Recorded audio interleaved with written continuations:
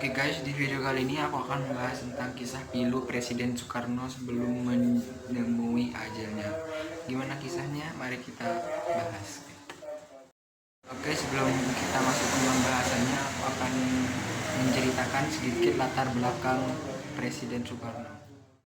Jadi, Presiden Soekarno dilahirkan oleh seorang ayah yang bernama Raden Sukemi Sostrodihardjo dan ibunya yang bernama Ida Ayu Roman Rai. Keduanya bertemu ketika Raden Sukemi mengajar di sekolah dasar di Bali. Keduanya bertemu di sekolahan tersebut dan keduanya memutuskan untuk menikah. Jadi Pak Presiden Soekarno lahir dengan nama Kusno. Akan tetapi karena ia sering sakit-sakitan, maka di usianya yang berusia 11 tahun namanya diganti oleh orang tuanya menjadi Soekarno. Setelah memutuskan untuk menikah, mereka pun dikaruniai anak yang bernama Soekarmini dan anak kedua mereka yang bernama Soekarno. Soekarno tinggal bersama kakeknya yang bernama Hadjo Kromo yang tinggal di Tulung Agung, Jawa Timur.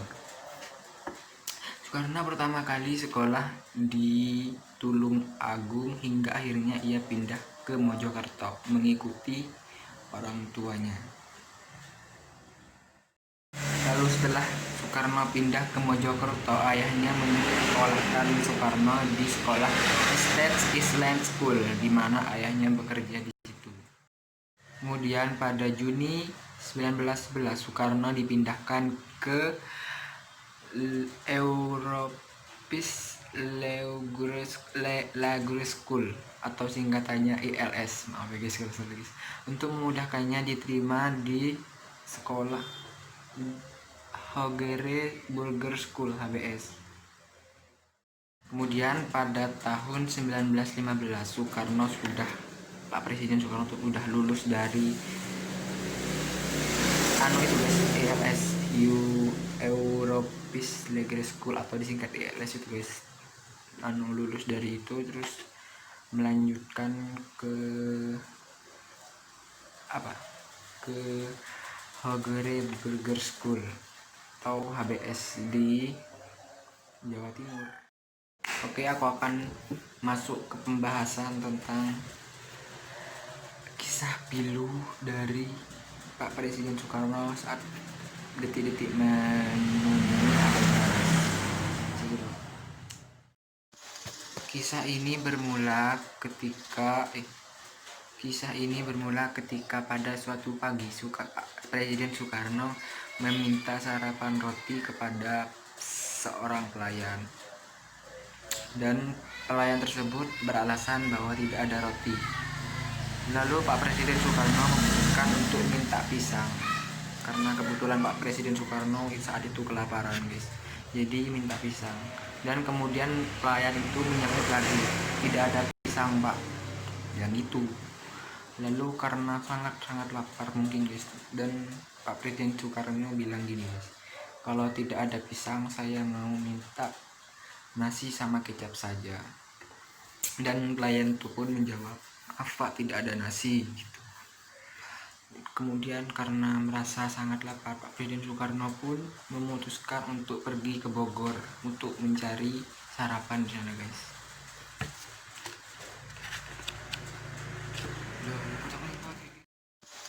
Kisah ini bermula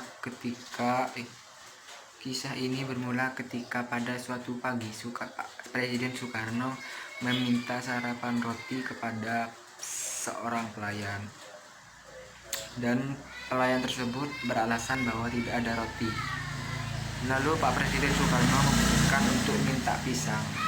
Karena kebetulan Pak Presiden Soekarno saat itu kelaparan guys. Jadi minta pisang. Dan kemudian pelayan itu menyebut lagi, tidak ada pisang Pak. Yang itu.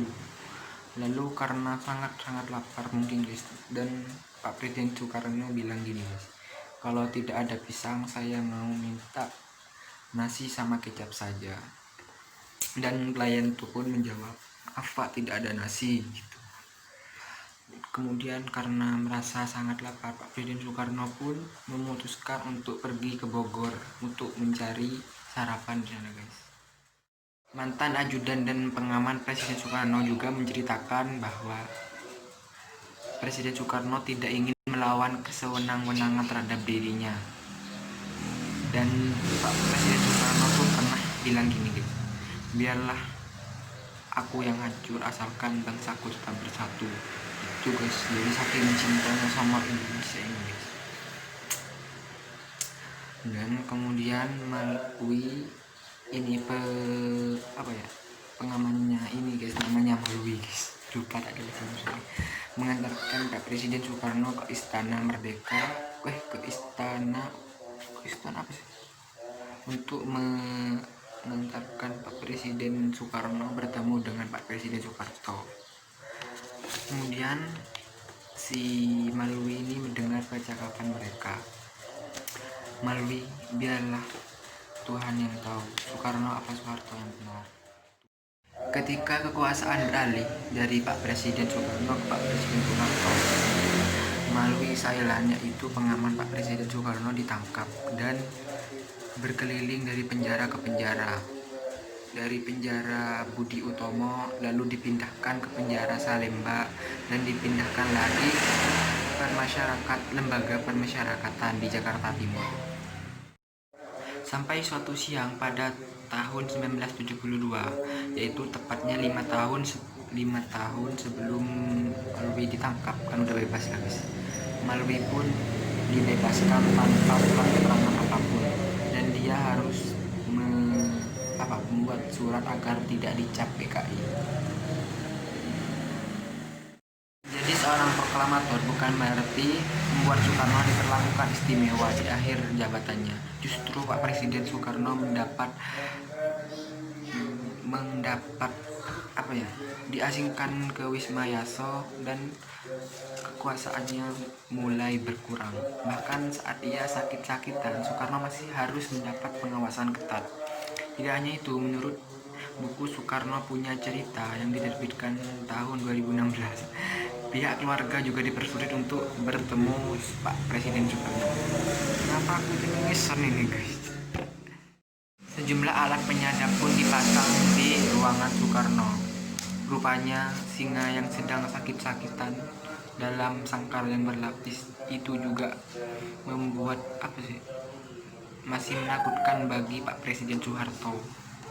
Tertulis dalam buku itu guys, Soekarno Punya Cerita gitu guys. Dan keesokan harinya pada Minggu 21 Juni 1970,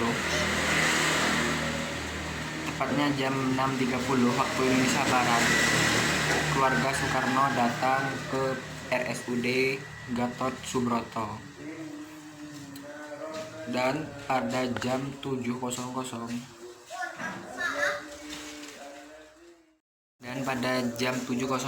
dokter yang menangani Soekarno saat itu membuka pintu dan memperbolehkan keluarga Soekarno untuk menjenguk Soekarno. Anak-anak Soekarno masuk ke ruang perawat dan mengajukan sejumlah pertanyaan ke dokter. Namun dokter tersebut tidak menjawab satupun pertanyaan dan hanya menggeleng-gelengkan kepala. Lalu tak lama kemudian, suster yang menangani Soekarno mencabut selang pernafasan dan selang makanan dari tubuh Soekarno. Dan saat itu juga putri Soekarno, yaitu Megawati, membisikkan kalimat syahadat kepada Pak Presiden Soekarno. Saat itu Pak Presiden Soekarno tidak sampai selesai membaca syahadat dan ia hanya bisa mengucapkan takbir, yaitu Allah Akbar. Oke guys, cukup segitu dulu videonya buat kalian yang nggak paham. Ya sama aku juga nggak paham guys, aku nggak pintar bicara guys. Jadi gini guys, aku mau cerita dikit. Jadi sebelum diproklamasikannya kemerdekaan itu guys, Pak Presiden Soekarno itu mengalami demam malaria kalau nggak salah. Dan Pak Presiden Soekarno itu tidak tidur selama 4 hari 4 malam guys. Dan setelah itu Pak Presiden Soekarno memproklamasikan kemerdekaan Indonesia.